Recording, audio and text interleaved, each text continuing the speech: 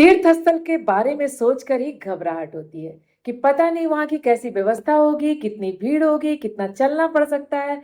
लेकिन आज की तारीख में चार धाम यात्रा बहुत ही सुगम हो चुकी है, लेकिन फिर भी पहाड़ी खतरनाक रास्ते, वहां के अनजान लोगों को डील करना, रहने खाने की अच्छी व्यवस्था का सोचना, मतलब हर चीज अगर प्री प्लान हो तो अपने आप ही यात्रा सुखमय और मेमोरेबल बनती है। जैसा कि आप सभी को पता होगा कि 2025 में यात्रा की शुरुआत 30 अप्रैल को होगी।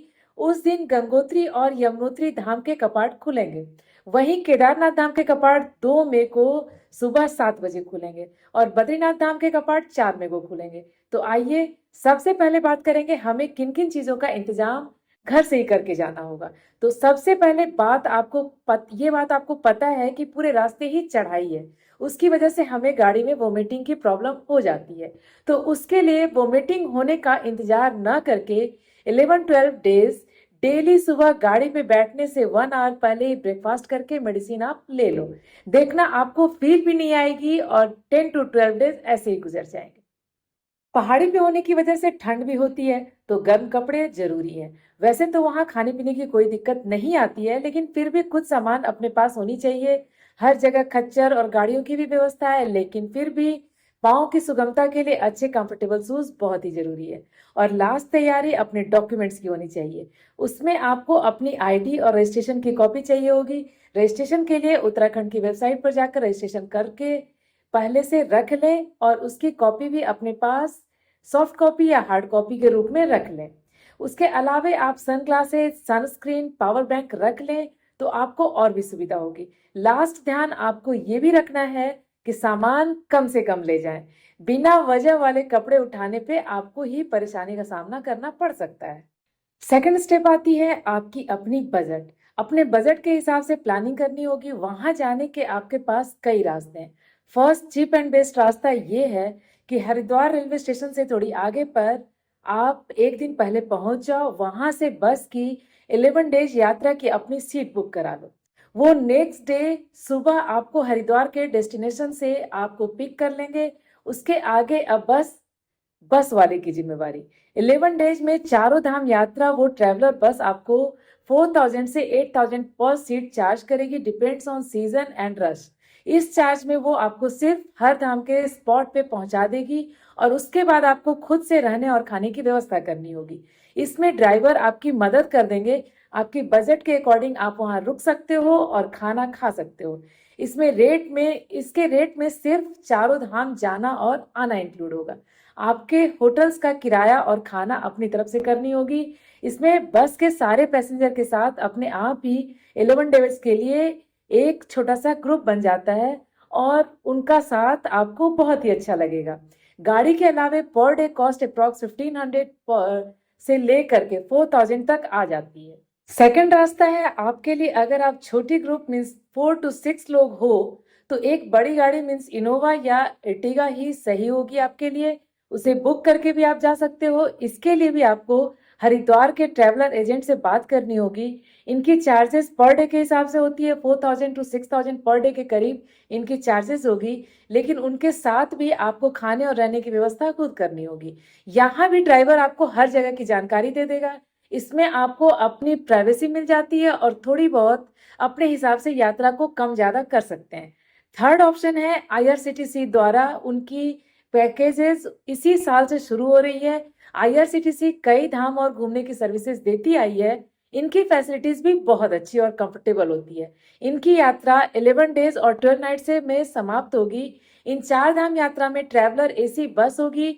इनकी डिपार्चर डेट 1 मई, 15 मई, 1 जून, 12 जून, 24 जून, 1 सितंबर, 12 सितंबर, 24 सितंबर, 1 अक्टूबर एंड लास्ट जर्नी 15 अक्टूबर से शुरू होगी। आपके लिए जो भी डेट सुटेबल हो वो आप अपने अकॉर्डिंग चुन सकते हो और उनकी सीट बुक करा सकते हो। इनकी पैकेज के अंदर खाना, रहना, एसी ट्रैवलर बस, साथ ही इंश्योरेंस भी शामिल है। एक बस में 20 पर्सन की सीट होगी। अब हम इन सब के रूट की बात करते हैं। आईआरसीटीसी की गाड़ी दिल्ली अजमेरी गेट से सुबह 9 बजे खुलेगी। रास्ते में दोपहर का भोजन और हरिद्वार पहुंचकर रात्रि भोजन और रात्रि विश्राम। सेकेंड डे हरिद्वार में नाश्ते के बाद बरकोट के लिए प्रस्थान करेगी।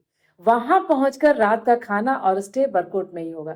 थर्ड डे सुबह बरकोट से ब्रेकफास्ट के बाद जानकी चट्टी पहुंचकर यमुनोत्री के लिए सारे यात्रीगण पहुंचेंगे और वहां से आपकी ट्रैकिंग शुरू होगी। ट्रैकिंग के अगर आप ट्रैकिंग नहीं करना चाहते हो तो यहाँ से पोनी और पालकी की आप व्यवस्था कर सकते हो, लेकिन इसकी पेमेंट आपको स्वयं करनी पड़ेगी। यमुनोत्री पहुंचने पर देवी यमुना के पवित्र मंदिर के दर्शन करेंगे। वर्तमान मंदिर का निर्माण जयपुर की महारानी गुलरिया देवी ने 19वीं शताब्दी में करवाई थी। मंदिर के आसपास प्राकृतिक गर्म पानी के झरने तीर्थ यात्रियों के लिए प्रमुख आकर्षण है। पूजा दर्शन के बाद जानकी चट्टी की ओर वापसी आपको ट्रैकिंग या पिट्टू द्वारा कर सकते हैं। फिर आप उस बस के द्वारा बड़कोट वापस आएंगे। वहीं आपके रात के खाने की व्यवस्था होगी और वहीं रात में आप आराम करेंगे। फोर्थ डे बरकोट से नाश्ता के बाद होटल से चेकआउट करके उत्तर काशी के लिए प्रस्थान करेंगे। रास्ते में ब्रह्मखाल के पास प्रकटेश्वर महादेव मंदिर के दर्शन करेंगे। शाम तक उत्तर काशी पहुंचकर होटल में चेक इन करके शाम को काशी विश्वनाथ मंदिर के दर्शन करके उसके बाद उत्तर काशी में रात्रि भोजन करके रेस्ट करना है। फिफ्थ डे उत्तर काशी सुबह 5 बजे गंगोत्री मंदिर के दर्शन के लिए आगे बढ़ेंगे। साथ ही नाश्ता पैक करके दिया जाएगा। भागीरथी नदी के साथ गंगोत्री की यात्रा एक अद्भुत यात्रा बन जाती है। खूबसूरत घाटियां, छोटी नदियां, झरने और स्थानीय गांव यहाँ घूमने लायक है। गंगोत्री मंदिर पहुंचने पर देवी गंगा के पवित्र मंदिर में पूजा और दर्शन करेंगे। गंगोत्री का वर्तमान मंदिर 18वीं शताब्दी में गोरखा कमांड अमर सिंह थापा द्वारा बनाई गई है। दर्शन के बाद फिर से उत्तरकाशी रिटर्न और वहीं डिनर के बाद night stay. Sixth day Uttarkashi से सुबह नाश्ते के बाद होटल से चेकआउट करके गुप्त काशी के लिए प्रस्थान करेंगे और शाम को गुप्त काशी पहुंचने के बाद होटल में रात्रि भोजन के बाद विश्राम। अब आती है सेवंथ डे। सेवंथ डे में गुप्त काशी से सुबह 4 बजे होटल से चेकआउट करके सोनप्रयाग पहुंचेंगे। यहाँ ब्रेकफास्ट के बाद गौरीकुंड पहुंचेंगे। कुंड में स्नान के बाद केदारनाथ यात्रा के लिए चढ़ाई शुरू करेंगे। चढ़ाई शुरू करने के लिए या तो आप ट्रैकिंग कर सकते हो या फिर टट्टू या फिर पालकी सेवाएं आप बुक करा सकते हो। उसके लिए वो आपका खर्चा अपनी तरफ से होगा। केदारनाथ पहुंचने पर ऊपर ही धर्मशाला में चेक इन करेंगे। तरोताजा होने के बाद शाम की आरती के दर्शन के लिए केदारनाथ मंदिर जाएंगे। रात को डिनर और रुकने की व्यवस्था ऊपर केदारनाथ में ही होगी। 8वें दिन सुबह 5 बजे पूजा दर्शन अभिषेक के लिए केदारनाथ मंदिर जाएंगे। भगवान शिव के 12वें ज्योतिर्लिंग में से 11वां ज्योतिर्लिंग केदारनाथ में स्थित है। केदारनाथ का प्राचीन मंदिर पांडवों द्वारा बनाया गया था और 7वीं शताब्दी में जगत गुरु शंकराचार्य द्वारा पुनर्निर्मित किया गया था। नाश्ते के बाद होटल से चेकआउट करेंगे और गौरी कुंड तक 16 किलोमीटर की रिटर्निंग ट्रैकिंग या टट्टू पाल के द्वारा फिर से वापस सोनप्रयाग तक पहुंचेंगे। वहां आने के बाद गुप्त काशी बस के द्वारा रात्रि भोजन और विश्राम। 9th डे सुबह नाश्ते के बाद बद्रीनाथ के लिए प्रस्थान करेंगे। रास्ते में जोशीमठ में नरसिंह स्वामी मंदिर के दर्शन करेंगे। शाम को बद्रीनाथ पहुंचकर फ्रेश होने के बाद होटल जाएंगे। बद्रीनाथ मंदिर दर्शन करेंगे। शाम का दर्शन मंदिर के दर्शन के बाद होटल वापस आएंगे और रात का खाना बद्रीनाथ में ही होगा। 10वें दिन सुबह 4 बजे अभिषेक अलंकार दर्शन के लिए बद्रीनाथ मंदिर जाएंगे। बद्रीनाथ का वर्तमान पवित्र मंदिर आदि गुरु शंकराचार्य द्वारा 7वीं शताब्दी में बनाई गई थी। भगवान विष्णु की मुख्य मूर्ति काले पत्थर से बनी हुई है, जिसे सालिग्राम के नाम से जाना जाता है। बद्रीनाथ मंदिर की यात्रा से पहले मंदिर के बाहर स्थित प्राकृतिक गर्म पानी के झरने, जिसका नाम तप्त कुंड है, उसमें पवित्र स्नान अवश्य करें। मंदिर के दर्शन के बाद ब्रह्म कपाल के पास मंदिर के बाहर पूजा तर्पण भी अपनी मर्जी अनुसार कर सकते हैं। होटल में नाश्ता के बाद चेकआउट करेंगे और भारत तिब्बत सीमा पर स्थित भारत के अंतिम गांव माड़ा गांव, वहां आप गणेश गुफा, व्यास गुफा, भीम पुल और सरस्वती नदी देखेंगे। बाद में रात का भोजन और होटल में वहीं रात्रि विश्राम करेंगे और वहीं डिनर होगा। 11th डे सुबह जल्दी नाश्ता करने के बाद रुद्रप्रयाग से निकलकर हरिद्वार के लिए प्रस्थान करेंगे। आगमन पर घूमने फिरने के लिए खाली समय बच जाएगा। शाम को गंगा आरती का आनंद ले सकते हैं हरिद्वार में। रात्रि भोजन हरिद्वार में ही होगी और वहीं रात बिताने का भी व्यवस्था होगा। 12th डे नाश्ते के बाद होटल से चेकआउट करके दिल्ली के लिए वापसी होगी। अब बारी आती है रेट्स की। 79,000 पर पर्सन अगर आप अकेले के लिए रूम की बुकिंग कराते हो।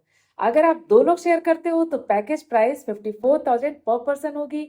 अगर आप एक रूम 3 लोगों के बीच में शेयर करते हो तो आपकी प्राइस होगी 49,000 पर पर्सन। अगर आपके साथ 11 ईयर्स के छोटे बच्चों के लिए एक्स्ट्रा बेड प्रेफर करना चाहते हो तो 30,000 पर किड होगी। अगर आपके पास छोटे बच्चे हैं लेकिन आप उसके लिए एक्स्ट्रा बेड नहीं लेना चाहते हो तो 20,000 पर किड प्राइस होगी। 12 दिनों की इस सुखद यात्रा को आप कभी भूल नहीं पाओगे। इस यात्रा में प्राकृतिक और आध्यात्मिक दोनों ही सुख मिलते हैं। इन सब के अलावे मैंने एक बात और ऑब्जर्व किया, उस बात को मैं आपसे शेयर करना चाहती हूँ। अगर आपकी ग्रुप 4 पर्सन से कम हो तो आप छोटी गाड़ी ले जाने की जरूर सोचोगे। मेरे ख्याल से ये बहुत ही परेशानी वाली डिसीजन है। छोटी गाड़ी में काफी जर्क होगी और आपको इसमें परेशानी होगी। ये मेरी अपनी एक्सपीरियंस है, बाकी आपकी अपनी मर्जी।